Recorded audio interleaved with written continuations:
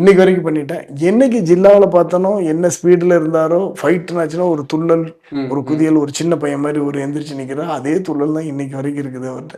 Okay. ஃபைட்டுக்குன்னு எந்த குறைபாடும் இல்லாம, ஓகே. அதே மாதிரி எந்த கேரக்டர் குடுத்தாலும் அது கூட அப்படி மெர்ஜ் ஆகுறது. எந்த காஸ்டியூம் போட்டாலும் அது கூட மெர்ஜ் ஆகுறது. இப்ப நீங்க ம். இமேஜினே பண்ண முடியாத லெவல் ஒரு சேஞ்ச். கண்டிப்பா, கண்டிப்பா. லூசிஃபர் 1க்கும் 2க்கும் டீசர பார்க்கும்போது அவ்வளோ டிஃபரன்ஸ் ஆமா. இருக்கு. அந்த மாதிரி தான் அவரு எப்பவுமே. இன்னைக்கு வரைக்கும் அது அப்படித்தான் இருக்கு. ஓகே. லூசிஃபர் படத்துல வந்து ஒரு ஃபைட் சீன் வந்து பார்த்தீங்கன்னா, ஒரு ஒரு ஷாட் தான் அவ்ளோ மாஸா இருக்கும். அவர் அரெஸ்ட் பண்ணி ஜானி விஜய் சார் கூட்டு போம்போது, இப்படி சுத்தி அடிச்சு அவரோட கால்ல வைப்பாரு. அந்த ஷாட் எக்ஸிகியூஷன் உங்களுக்கு எப்படி இருந்துச்சு பார்க்க? இல்ல அந்த ஷாட் எடுக்கிறப்ப நான் இல்லவே இல்ல. நீங்க அது இல்லையா? டைரக்டர் தான் எடுத்தது. நான் நிறைய இடத்துல சொல்லிக்கிறேன். அந்த ஓகே. அந்த அவ்வளோ பெரிய மாஸ் சீன் பண்றப்போ, ஓகே. அது டைரக்டர் தான் பண்ணது. நான் சொல்றேன் பிருத்விராஜ் சாரோட. பிருத்திவிராஜ் சார் தான் அது பண்ணது. ஓகே. நான் இல்லவே இல்ல அந்த ஷூட்டிங் ஸ்பாட்ல இல்ல. ஓகே. நான் வந்து அங்க வேற விஷயமா பேச போயிருந்தேன். லொகேஷன் பார்க்க போயிருந்தேன். இந்த மாதிரி ஒரு சீன் எடுத்திருக்கேன் பாருங்க மாஸ்டர்னு காட்டினார். அப்பதான் எடுத்திருந்தார். ம். நான் சாயங்காலம் 4 மணிக்கு ரீச் ஆயிருக்கேன். அவர் காலைல எடுத்திருக்காரு. எனக்கு காத்தா சூப்பரா இருக்கு சார் அப்படின்னு.